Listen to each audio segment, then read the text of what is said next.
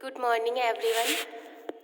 We have already completed lesson 10, The Prisoner, and all exercise also have done.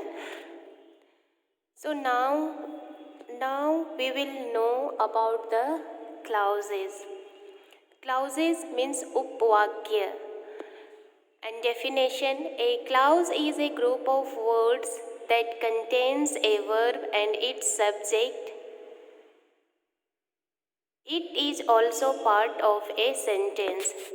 तो clause का definition है, परिभाषा है कि शब्दों का वह समूह जिसका अपना सब्जेक्ट और अपना वर्ब हो, क्लाउज कहलाता है, उपवाक्य कहलाता है और यह एक सेंटेंस का भाग भी होता है।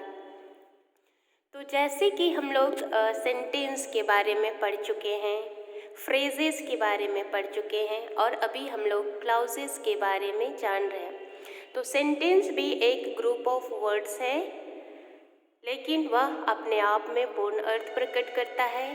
फ्रेजेस भी एक ग्रुप ऑफ वर्ड्स है, लेकिन इसका कोई सब्जेक्ट और वर्ब नहीं होता है। क्लाउजेस भी एक ग्रुप ऑफ वर्ड्स है, लेकिन इसका अपना सब्जेक्ट और अपना वर्ब होता है और यह एक सेंटेंस का भाग होता है, सेंटेंस की तरह ही होता है। तो हम लोगों को सेंटेंस, फ्रेजेस एंड क्लाउजेस को समझना ज़्यादा ज़रूरी है, क्योंकि जब हम इनके बारे में अच्छी तरह से समझेंगे, जानेंगे, तो हम इनमें डिफरेंसेस कर पाएंगे। जैसे कि कह रहा है कि a group of words that makes a complete sentence is called sentence.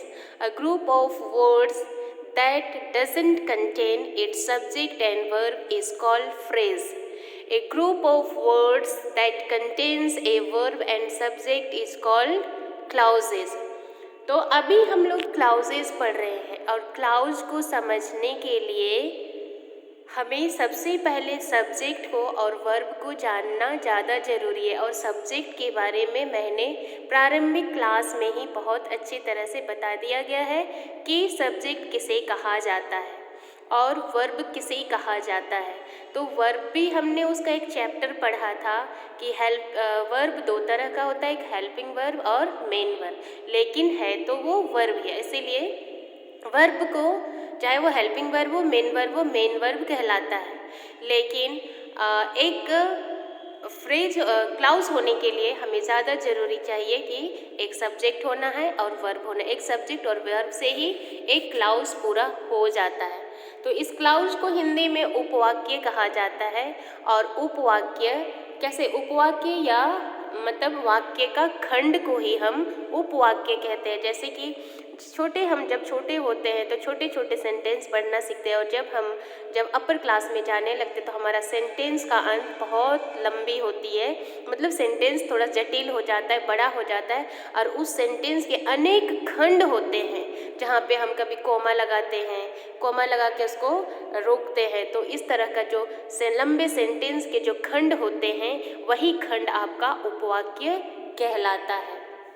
जैसे कि हम कह सकते हैं कि मैं स्कूल नहीं गई क्योंकि मेरा घर में काम था। अब यह सेंटेंस कहाँ ख़त्म होता है कि मैं स्कूल नहीं गई क्योंकि मेरा घर पे काम था, यहाँ पे हमारा पूर्ण विराम लगता, फुल स्टॉप लगता है। लेकिन यह सेंटेंस के दो खंड हुए कि एक हुआ कि मैं स्कूल नहीं गई, यह भी एक सेंटेंस का खंड है, क्योंकि मेरा घर पे काम था, यह भी एक खंड है। इस तरह से जो वाक्य एक बड़े बड़े सेंटेंस में जो खंड होते हैं वही कहलाते हैं उपवाक्य। तो अभी हम लोग इंग्लिश पढ़ रहे हैं और इंग्लिश में हमें क्लाउज को जानना है। तो एक यहाँ पे कहता है कि क्लाउज के टू काइंड्स होते हैं। There are two kinds of clauses, main और प्रिंसिपल और डिपेंडेंट क्लाउजेज, अर्थात मुख्य उपवाक्य या प्रधान उपवाक्य या स्वतंत्र उपवाक्य। जो कि प्रिंसिपल होता है, जो स्वतंत्र होता है, और नेक्स्ट है सबऑर्डिनेट क्लाउज, आश्रित उपवाक्य, जो कि दूसरों पर, आश्रित हम किसको कहते हैं, जो दूसरों पर निर्भर करता है, जो दूसरों पर डिपेंड होता है, उसे हम आश्रित या डिपेंडेंट या सबऑर्डिनेट क्लाउज कहते हैं। अब यहाँ पे मेन क्लाउज दिया हुआ है। Main clause expresses a complete thought and stand by itself as sentence. Main clause अपने आप में पूर्ण अर्थ प्रकट करता है और यह अपने आप में एक वाक्य की तरह होता है। जैसे यहाँ पे एग्जाम्पल दिया हुआ है, there was a little girl who stood patiently behind all the other children. एक छोटी लड़की थी जो सारे बच्चों के पीछे धैर्यपूर्वक खड़ी थी। अब यहाँ पे सेंटेंस के दो खंड है। There was a little girl who stood patiently behind all the other children. तो मेन क्लाउज उस क्लाउज को कहा जाता है जो कि स्वतंत्र होता है, जो अपनी अर्थ की पूर्णता के लिए किसी दूसरे क्लाउज पर डिपेंड नहीं करता है, तो उसे मेन क्लाउज कहा जाता है। और ऐसे क्लाउज जो कि अपनी अर्थ की पूर्णता के लिए मेन क्लाउज पर डिपेंड करता है वो कहलाता है subordinate clause.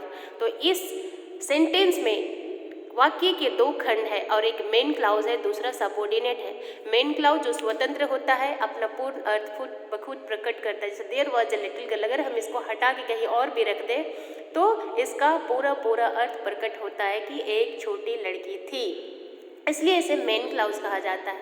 Who stood patiently behind all the other children, जो सारे बच्चों के पीछे, दूसरे बच्चों के पीछे खड़ी थी, यह अपनी आप में पूर्ण अर्थ प्रकट नहीं करता है। इसकी अर्थ की पूर्णता के लिए इसे मेन क्लाउज पे डिपेंड रहना पड़ता है, इसीलिए यह सेकेंड पार्ट आपका सबऑर्डिनेट क्लाउज होगा।